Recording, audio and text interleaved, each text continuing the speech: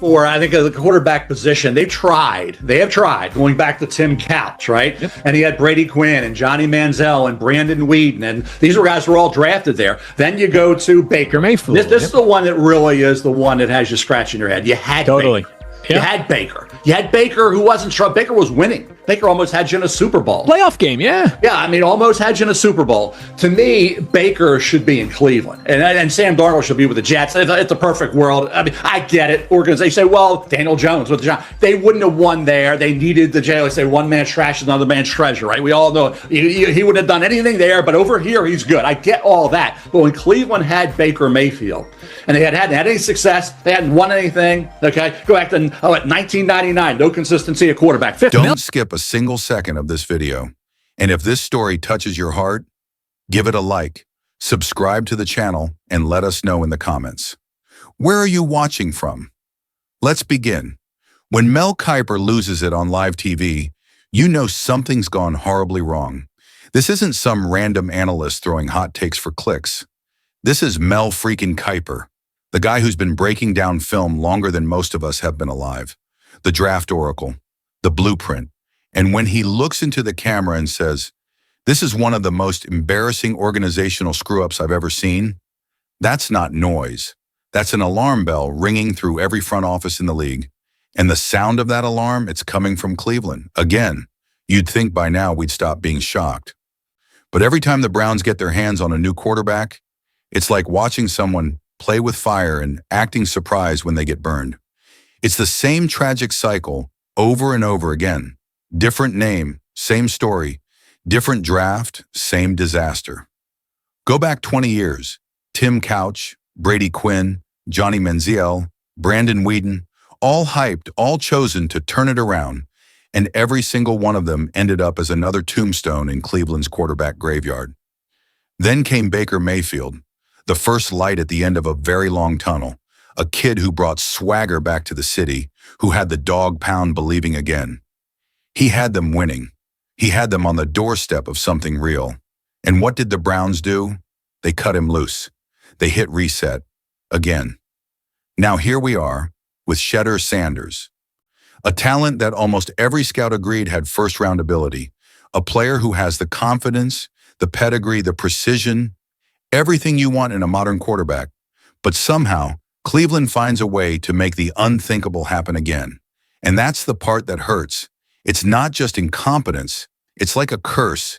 It's like this franchise can't get out of its own way, no matter who walks through those doors. You can change the GM, you can change the coach, you can change the logo, but the result, always the same. And Mel Kiper knows it. That's why his outburst hit so hard. Because he wasn't just defending Shedeur Sanders, he was exposing a pattern. He was saying out loud what fans have been screaming for years, that Cleveland doesn't develop quarterbacks. It destroys them. Every time the Browns bring in a new savior, they sell us the same dream. This time it's different. This time we've got the right guy. And every single time, the dream burns out faster than it began. So when Kiper goes nuclear, it's not just a rant, it's a eulogy. It's the sound of decades of frustration boiling over. It's him saying what every Browns fan feels deep down, that no matter how much talent they bring in, the system is broken. And until something changes at the top, every young quarterback who walks into that building might as well start writing their farewell letter. Because this isn't just about Shedeur Sanders. This is about a franchise that's been haunted by its own reflection for 25 years. And right now, it looks like the ghost is back. You can feel it in the air. Something's off in Cleveland. And it's not just the losing, it's the tension. The kind of quiet tension that hangs over a locker room when the people at the top aren't on the same page. You can see it in the body language. You can hear it in the interviews. There's a power struggle going on inside that building, and Shedeur Sanders is stuck right in the middle of it. This isn't just football anymore. This is politics. This is ego. This is Kevin Stefanski versus Andrew Berry, a head coach trying to protect his reputation and a general manager trying to protect his legacy. Two men fighting two completely different battles while the team they built burns from the inside out. Let's be real. Stefanski's got his guy, Dylan Gabriel. That's the quarterback he handpicked. the one he vouched for, the one he's determined to prove right, no matter how bad it looks on Sundays. You know how coaches get. Once they put their name on a player, they'll ride or die with them, even if it takes the whole ship down. And that's exactly what's happening here. Meanwhile, Andrew Barry is watching this disaster unfold from upstairs, probably shaking his head. He's the one who saw the value in Shedeur. He's the one who believed this kid was a steal in the 5th round. The kind of talent that could change the future of the franchise if developed right. But now his draft pick is sitting in the sweats on the sideline while the coach clings to a broken plan. That's not team unity. That's a Cold War. And everyone in that locker room can feel it. Don't think for a second players don't notice this kind of thing. They talk, they whisper, they see who's getting opportunities and who's being frozen out. That kind of divide eats away at a team from the inside. You start losing belief.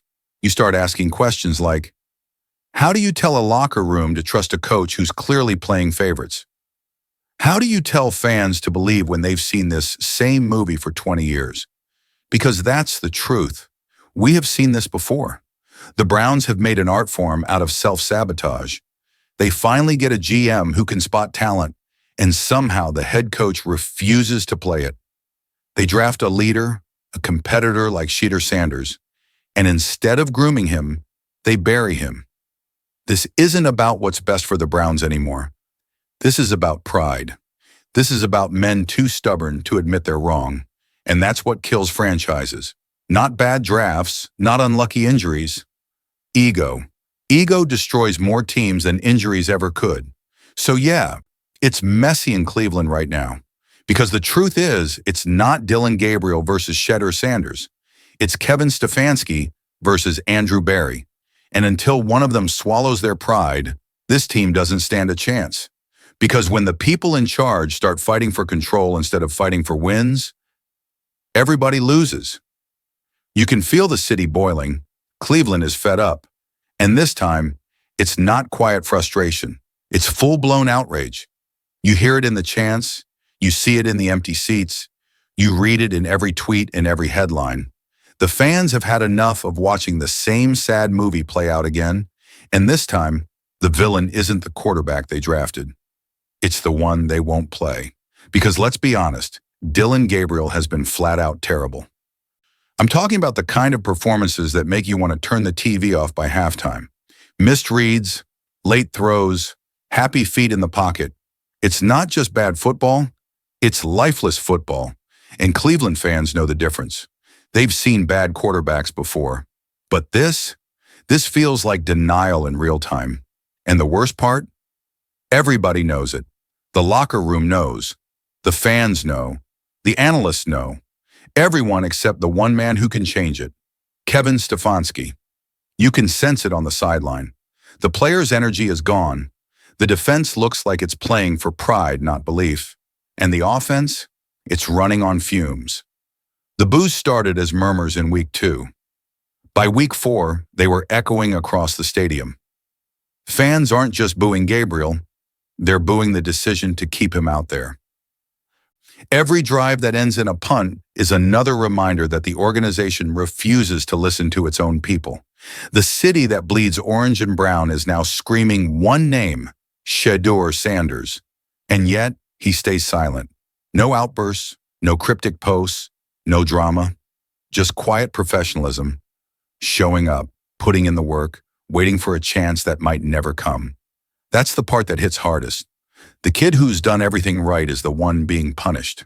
The player who's handled this circus with maturity beyond his years can't even get a snap. So the media starts digging. Local radio, beat reporters, even national guys. Everyone's asking the same question. What's really going on in Cleveland? And that's when Mel Kiper's words start echoing louder than ever. Because when he said the Browns destroy quarterbacks, it didn't sound like hyperbole anymore. It sounded like a headline waiting to be written. This isn't just bad coaching. This feels intentional. It feels like a cover-up for pride. Like the organization would rather go down defending a mistake than admit they've been wrong about Dillon Gabriel. And that's what's driving fans insane, because they've seen this pattern before, where ego outweighs evidence, and the team's future gets sacrificed on the altar of stubbornness. So now the fans are done being patient. The local media is turning up the heat, and the national spotlight is back on Cleveland for all the wrong reasons. And through all the chaos, Shedeur Sanders stands there, silent, calm, ready, almost like he knows his time is coming. There's a reason Shedeur Sanders makes people uncomfortable. He's confident, he's outspoken, and he carries himself like he's already arrived. But that's the part most people misunderstand. It's not arrogance, it's armor. When you've been doubted as long as he has, belief isn't a luxury, it's survival. From Jackson State to Colorado, Shedeur has lived his entire career fighting against the narrative. First they said, he's just Deion's kid. Then it was, he's dominating because it's the SWAC. Then when he followed his dad to Colorado, they called it hype, a show, a social media experiment. And yet, every time he stepped on that field, he made people eat their words. Precision passing, command of the offense, ice in his veins. He didn't just play quarterback, he owned it. But here's the thing. The NFL doesn't reward stories like his. It's an old machine. It values pedigree and prototype more than passion and perseverance. That's why when draft night came and the picks kept coming and going, Shedeur sat there, waiting, watching, round after round, until the fifth round, pick 144. That's when Cleveland called. The same team known for ruining quarterbacks took a shot on a kid who's built to survive exactly that kind of chaos. You can't make this stuff up. And that's what makes this story so wild. Because Shedeur isn't the type of guy who needs to be protected from the noise. He thrives in it. He's been in the spotlight since the day he could walk. He's used to pressure. He's used to people waiting for him to fail. But every single time he flips the script. That's what his dad taught him. That greatness doesn't come from comfort. It comes from being counted out. You can bury Shedeur Sanders on the depth chart, but you can't bury that kind of drive. You can keep him off the field, but you can't keep that fire from spreading. Because guys like him, they don't fade. They build. They watch, they learn, they prepare. And when that door finally cracks open, they kick it off the hinges. He's not just built for college hype. He's built for the storm. And make no mistake, Cleveland is the storm. It's the kind of environment that exposes pretenders and humbles even the most talented players. But Shedeur's different. He's been through storms his whole life. Media storms, coaching changes, a spotlight that never turns off. And through it all, he's stayed poised, unshaken, unbothered. The Browns might think they're keeping him safe. They might think they're developing him slowly. But the truth is, they're scared. Scared of what happens when the kid they buried starts to rise. Because if Shedeur gets his shot, if he steps onto that field and proves what we all know he can do, this whole quarterback controversy won't just be about Cleveland anymore. It'll be about redemption. This is it. This is the moment that will define everything for the Cleveland Browns. Because right now they're standing at a crossroads. The same kind of crossroads they've faced time and time again. And every single time, they've chosen the wrong path. You can go all the way back. Baker Mayfield, the kid who brought life back to this franchise, the one who gave fans something to believe in for the first time in decades. He had them winning playoff games. He had them one drive away from shocking the NFL. But Cleveland couldn't help itself. They got impatient. They got political. They let him walk, and he went to Tampa Bay and reminded everyone that he could play. Before Baker, it was Johnny Manziel. The hype, the chaos, the media circus. Cleveland didn't know how to handle it. Before that, Brandon Weeden, Brady Quinn, Tim Couch. Different names, same story. Quarterback after quarterback sent to the same graveyard. And now it's Shedeur Sanders' turn standing on the edge of that same cliff. The question is, will the Browns finally break the cycle? Or are they about to bury another career before it even begins? Because let's be real, the writing's on the wall. Dillon Gabriel isn't the guy. The numbers don't lie. The tape doesn't lie. The fans definitely don't lie. Everyone sees it. The offense is lifeless, the confidence is gone, and this team looks like it's waiting for a spark that never comes. And that spark is sitting right there on the sideline. Shedeur Sanders. This isn't just about giving a rookie a chance. This is about giving a franchise a heartbeat again. You can feel the energy building from the fans, from the media, even from some of the players who are tired of pretending everything's fine. Because it's not. It hasn't been fine for years. And Cleveland can't afford to make the same mistake again. They've tried everything else. High draft picks, veteran stopgaps, trades, rebuilds, restarts. Nothing's worked.